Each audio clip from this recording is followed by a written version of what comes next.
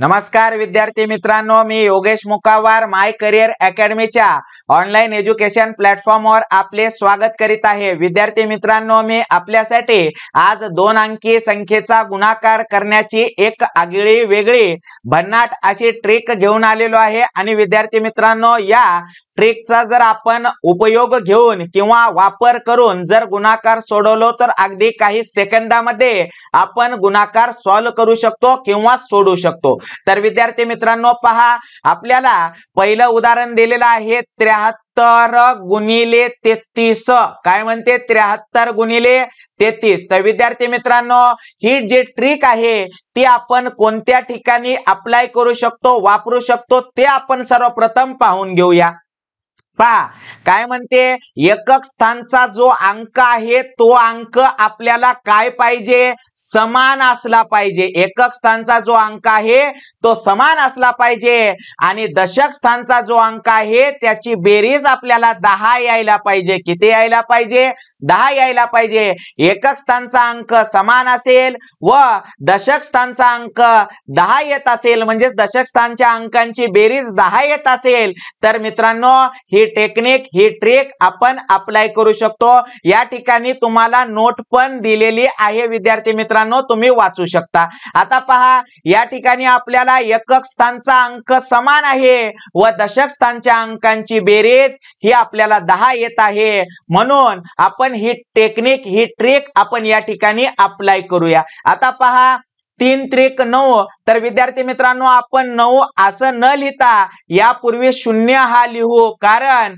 उत्तर लिहिताना 2 अंकी संख्या येणं आवश्यक आहे। त्यानंतर पहा, 7 त्रिक 21। दशक स्थानच्या अंकांचा आपण गुणाकार करत आहोत। 7 त्रिक 21 आणि 21 मध्ये मित्रांनो, या 21 मध्ये आपला जो अंक समान आहे तो अंक आपण मिळवूया, म्हणजेच 21 + 3 होतात विद्यार्थी मित्रांनो 24 आणि हेच 24 आपण या ठिकाणी लिहू, म्हणजेच 73 गुणिले 33 या संख्येचं उत्तर, या संख्येचा गुणाकार आपल्याकडे आलेला आहे 24,909, म्हणजेच 2409 असं उत्तर आपल्याकडे आलेलं आहे। आता पहा, आपण आणखीन एक उदाहरण पाहू, जेणेकरून तुमचे कन्सेप्ट व्यवस्थितरित्या क्लिअर होतील। पहा, या ठिकाणी 9 हा अंक आपल्याला एकक स्थानी दिसत आहे आणि तो समान आहे व दशक स्थानी आपल्याला जे अंक आहे त्या दोन्ही अंकांची बेरीज जर आपण केलो तर आपल्याकडे उत्तर 10 येते, म्हणजे ही टेक्निक, ही ट्रिक आपण या ठिकाणी वापरू शकतो। पहा, 9 9 81 असा आपण गुणाकार करून घेऊ व मित्रांनो 8 गुणिले 2 म्हणजेच 8 दोन्ही 16। 16 या संख्येमध्ये आपण समान अंक मिळवणार आहोत, म्हणजेच 9 हा अंक मिळवणार आहोत आणि मित्रांनो 16 मध्ये जेव्हा आपण 9 मिळवतो तेव्हा उत्तर आपल्याकडे 25 येते, म्हणून या ठिकाणी आपण 25 लिहू। तर 29 गुणिले 89 याचा गुणाकार आपल्याकडे आलेला आहे 2581।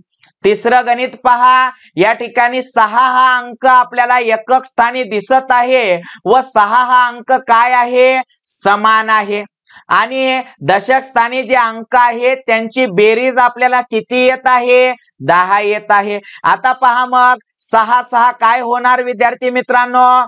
6 6 आपण करूया 36 आणि आपण 36 या ठिकाणी लिहून घेतलेला आहे। आता त्यानंतर पहा, आपल्याला दशक स्थानी काय दिसत आहे मित्रांनो? दशक स्थानी आपल्याला 2 व 8 यांचा गुणाकार करू, म्हणजेच 8 दोन्ही 16। 16 या संख्येमध्ये विद्यार्थी मित्रांनो समान अंक आपल्याला काय करायचा असतो? मिळवायचा असतो, म्हणजेच 16 आणि 6 काय होणार?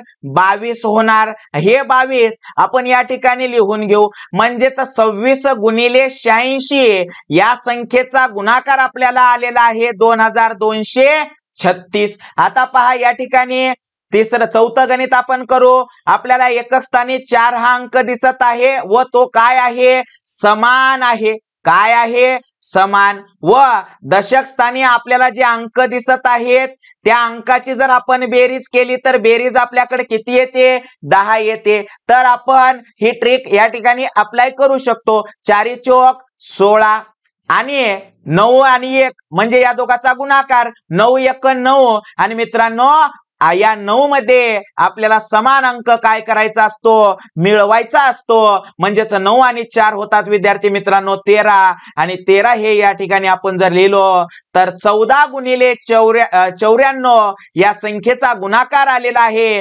1316 आणि विद्यार्थी मित्रांनो हेच आपल्या या गुणाकाराचं उत्तर आहे. अशाच नवनवीन ट्रिक साठी आपल्या चॅनलला सबस्क्राइब करा, बाजूला दिलेल्या बेल आयकॉनच्या बटनला प्रेस करा विद्यार्थी मित्रांनो आणि गरजू विद्यार्थ्यांपर्यंत आपला व्हिडिओ शेअर करा. धन्यवाद विद्यार्थी मित्रांनो.